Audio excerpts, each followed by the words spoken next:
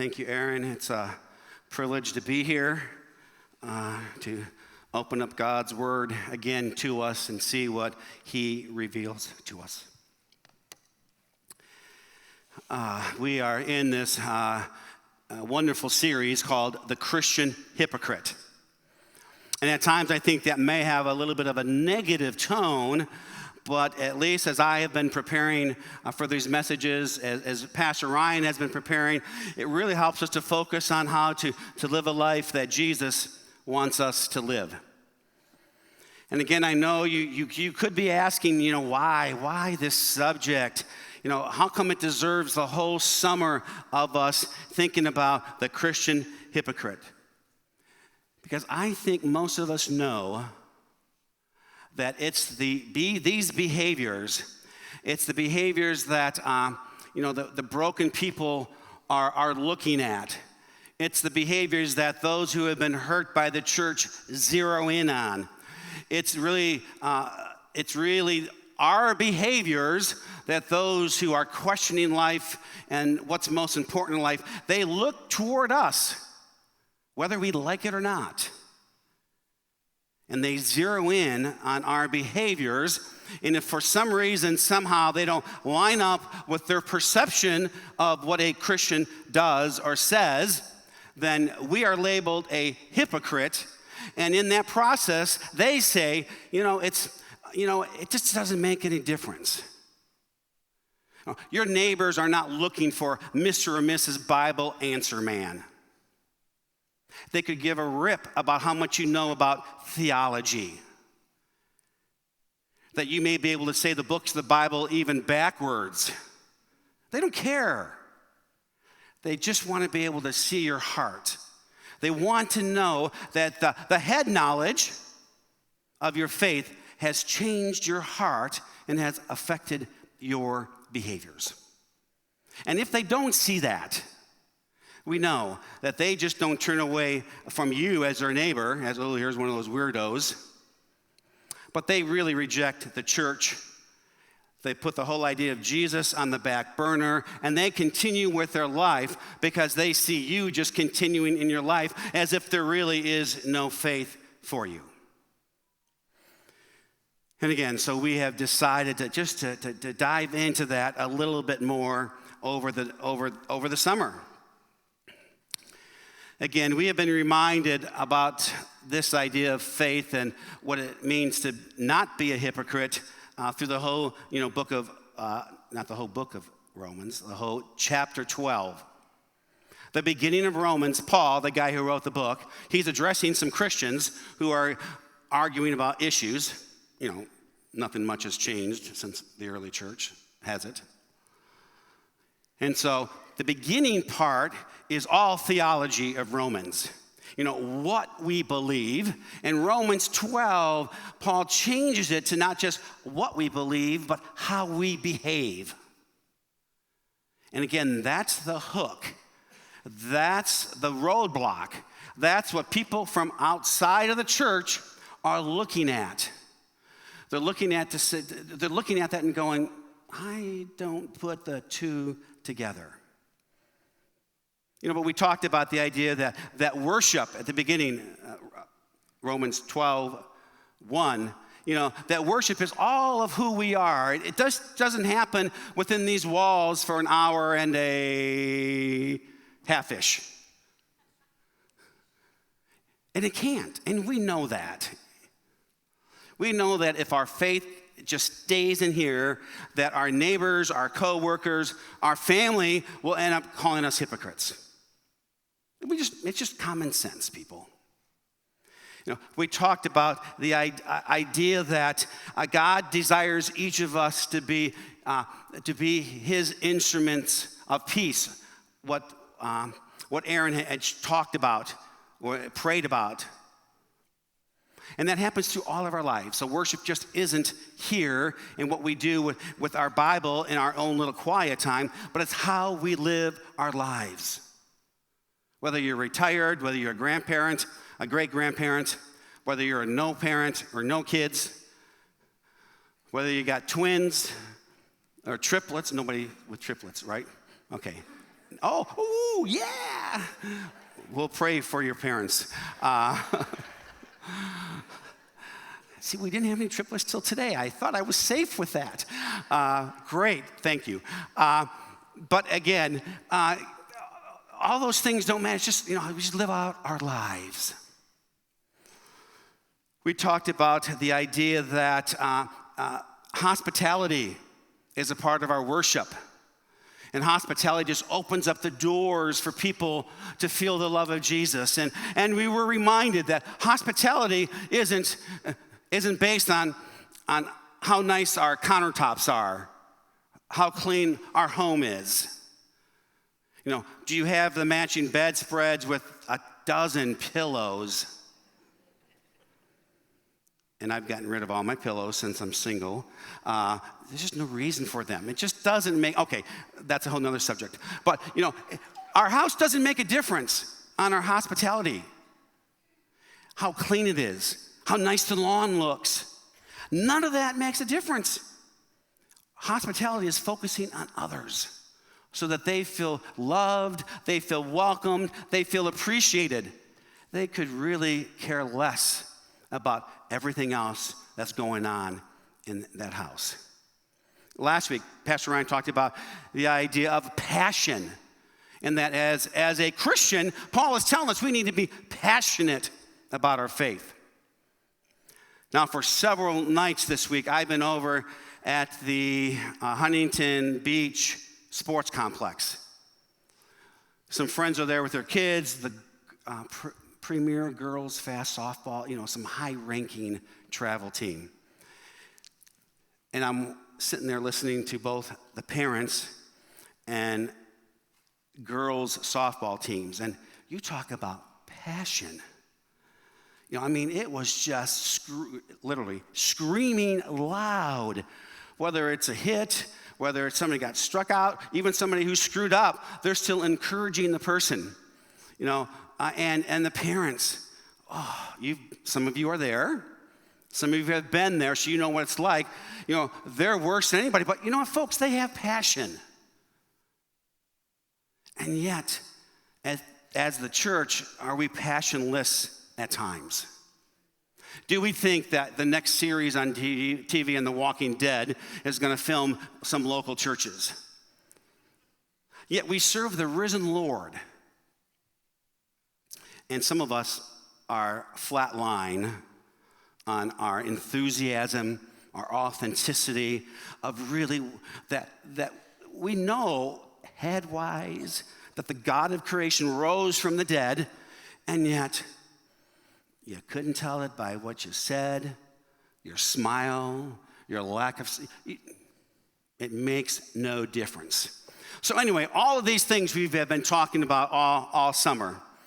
And then today we're going to be looking at Romans 12, chapter 12. It's on page 790 in those Bibles in the chairs. If you're our guest, you are welcome to take those home with you. And if you are not a guest and you have like 30 of those at home, feel free to bring a couple of them back so somebody else can use them. But anyway, this is our verse. Let's take a look at what we are looking at for the rest of our morning. The sermon is really based on this whole verse. Very simple. Be joyful in hope, patient in affliction, and faithful in prayer. Let me read that again. Be joyful in hope, patient in affliction, and faithful in prayer. That is what Paul is telling the church who's just like at each other. Here's what he's saying.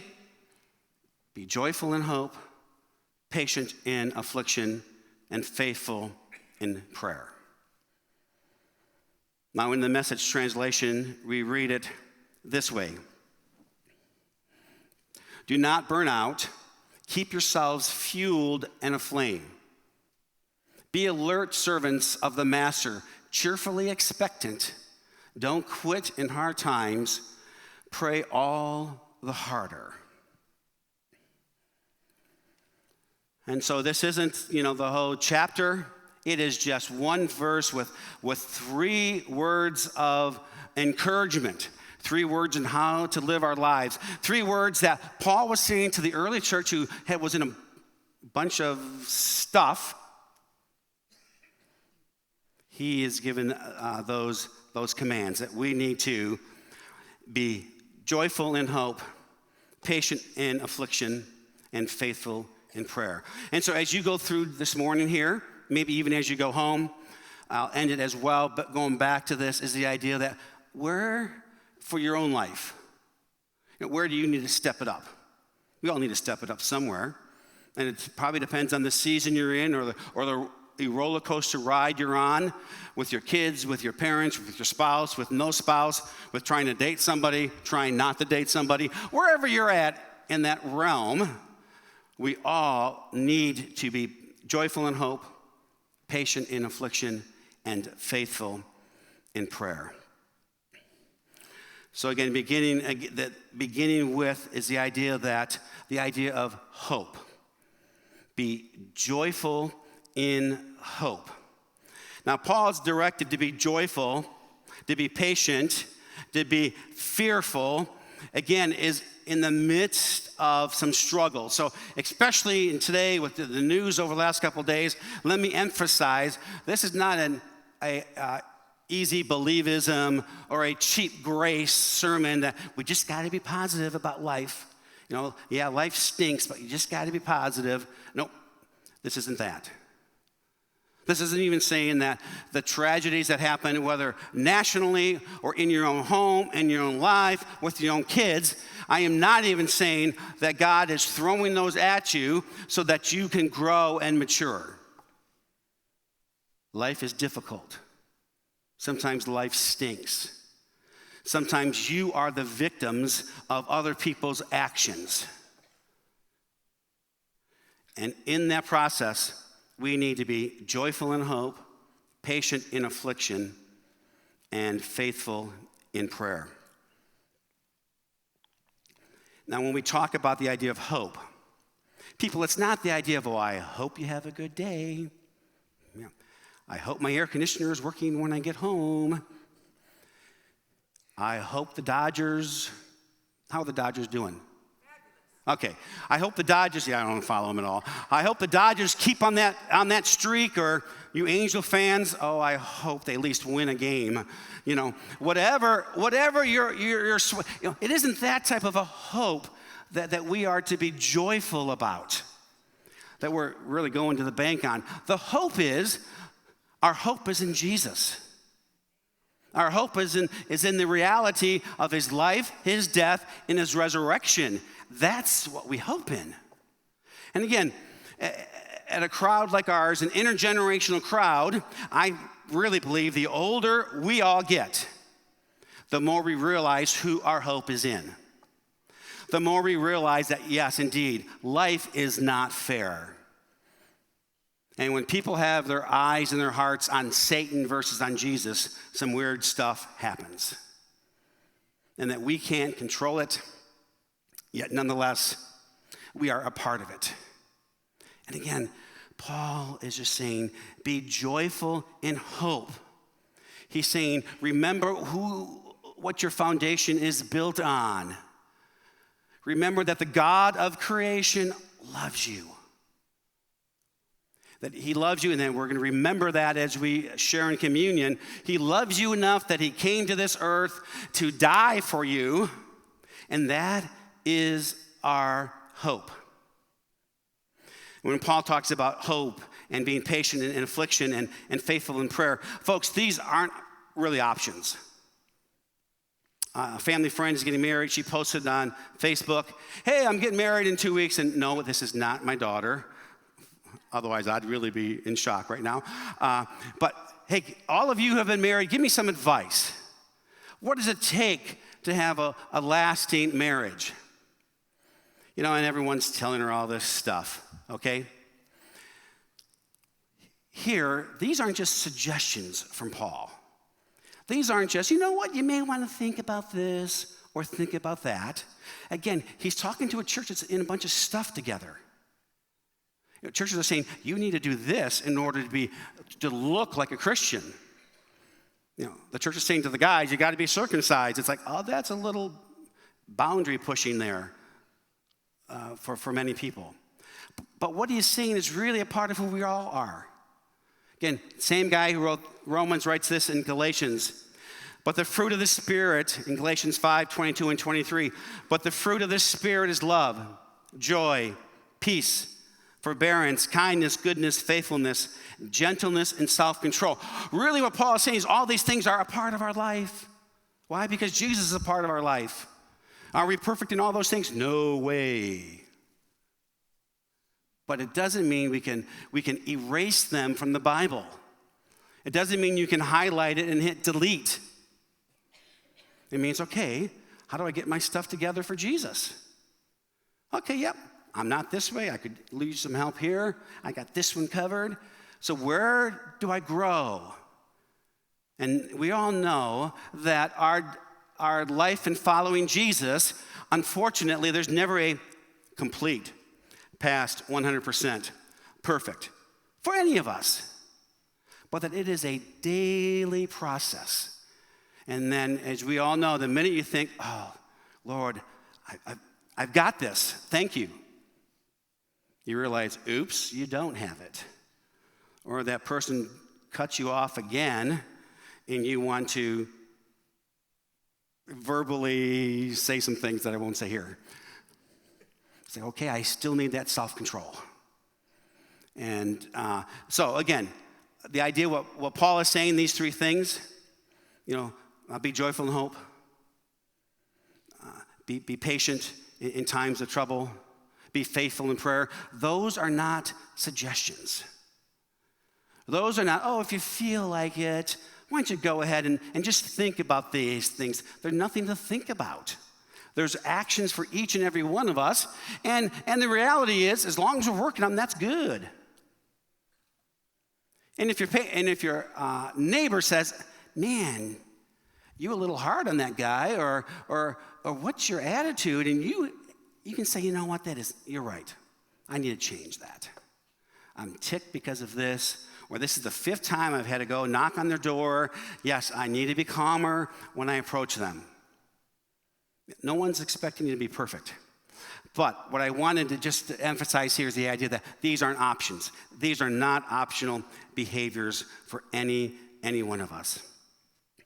Again, going back to Romans 12:12, that we are to be joyful in hope, that we are to be looking at the deeper values, the foundation of what we build our life on, people. And yet here in our country, we have it pretty good. I'm thrilled that we have it pretty good. But having it pretty good is not what our hope is based on. Because many of us know that with a phone call, with a loved one leaving, and wrapping their car around a tree, with your spouse finding love in all the wrong places, your life could be just shattered. But Paul reminds us who to put our hope in. Paul also says earlier in this same book, in chapter 5, he says these words: through whom you have gained access by faith into this grace in which we now stand, and we boast in the hope of the glory of God. We boast in the hope of the glory of God. Not only so, but we also glory in our sufferings, because we know that suffering produces perseverance, character, and character, hope. And we are called to. The Spirit has breathed into us hope, and that hope is Jesus. And then again in Acts, the same guy writes this: just as Christ was raised from the dead, this is our hope, folks, through the glory of the Father, we too may live a new life. People, it just reminds us that, this isn't the landing place for life. Now, there's going to be a new heaven and a new earth, so we may be back here, But the idea that life goes on beyond this point, and yet so much of us, we save toward retirement. We get the home paid for. We get the right cars. We do everything we can because we think it all ends here, and it just doesn't. And I know many people who are over the top wealthy who can't bring their spouse back, who can't save their kids from the meth addiction,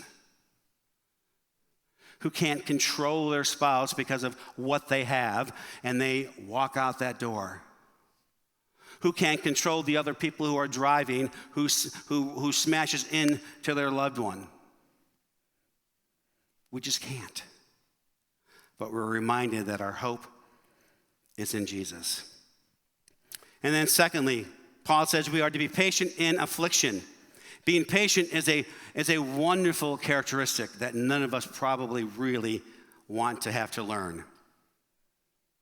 Because we can think we're patient and literally, folks, in a moment, we lose it in the grocery store. It's like, get out of the way. These aisles are big enough for 3 people. Why are you walking down the middle? Okay, that's a little confession. Why are you walking down the middle of the aisle? Nobody can pass you. Okay, forgive me, Lord. But again, we need it, and not just in the grocery store. In your relationships, you need it. With your children, whether they're wonderful triplets about this high, whether they're 28-year-olds or 40-year-olds, we need the patience. I need patience with you as the church, and you need patience with me as your pastor. Do I hear an amen on that? Some of you are going, hallelujah. Praise the Lord there, yes. For those of you who are caregivers, you understand this deeply. For those of you who have been victims, not just playing the victim role, the poor victim role, but authentic victims, you understand what Paul is saying here, that we need to be patient in affliction. And again, I am not saying that God has caused that to happen. What I'm saying is that, again, as we read, I'm going to read that verse again from Romans chapter 5. They're great verses. Is that we are called to, good things happen through experiences. I'm going to start at verse 3 here. Not only so, but we also glory in our sufferings, because we know that suffering produces perseverance. Perseverance, character, and character, hope. And hope does not put us to shame, because God's love has been poured into our hearts through the Holy Spirit who has been given to us. Now, he doesn't say to be thankful for the situation. I'm not thankful that my wife had cancer. No way. But I am so grateful for what I have learned through that, for what she had learned through that.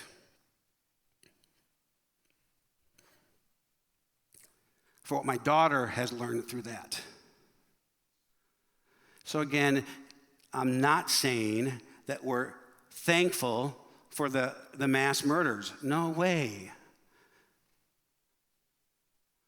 But okay, Lord, how can we learn from this? What can my story be? What is my role in this bigger world?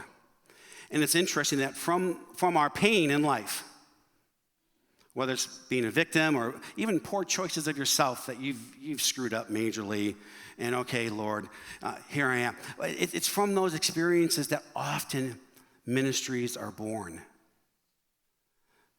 Often when you can really touch the life of other people. On November 13th, 1980, 13-year-old Carrie Leitner of Fair Oaks, California, is walking along a quiet road on her way to a church carnival. And she's struck by a car as it swerves out of control, and she loses her life.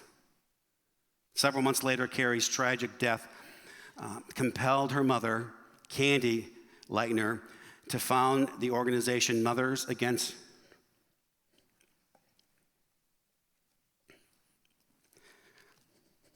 Drunk Driving, which we all know has grown into a national movement.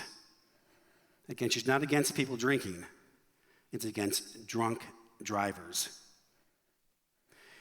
I'm sure she would not have wanted her daughter to be killed this way. But yet, through the pain, the heartache, your world is upside down. You know what? God can somehow use that for the betterment of his world. And then Paul wraps things up with the reminder that out of our faith with integrity, out of a real faith, we need to be, he has called us to be, he has told us to be faithful in prayer. And again, if your prayer happens just here on Sunday mornings, I am so sorry. That is really horribly sad. That's why we encourage you to be with other friends and to be in a life group, because those things can happen in other places besides the church. To be faithful means to be consistent, to be devoted, to be dedicated. And in the idea of prayer is to be committed to connecting with God. Paul, this isn't an option, people. You know, in the advice to the newlywed getting married, it's like, and we know lack of communication will destroy most marriages. It will destroy companies. It will destroy churches. And so you're told, communicate with your spouse, even over-communicate. And some of you are saying, yeah, she's got that. Okay, or he's got that. He does over-communicate. But we need to communicate with our Creator.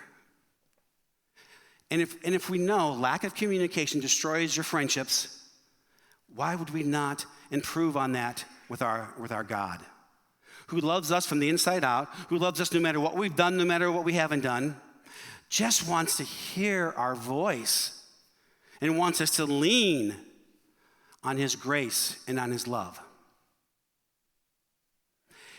And the idea of prayer is not so much that God can heal people. He can change circumstances. He can make miraculous things happen. But the idea of prayer is also that it aligns me with God Almighty. It changes my heart. It changes my irritations. It changes my buttons that people can push. And it can change yours as well.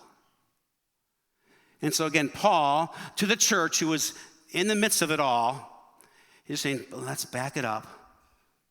Let's think of these three things that you really need to do to get it together as the church, so that people aren't going to look at you as hypocrites, but as authentic, genuine people. He is saying, be joyful in hope, to be patient in affliction, and to be faithful in prayer. Again, we don't have a to-do list on how you're going to do that. So much of it is where you're at, your season of life. But we know that it really does happen better in community. It happens better when you're with some friends.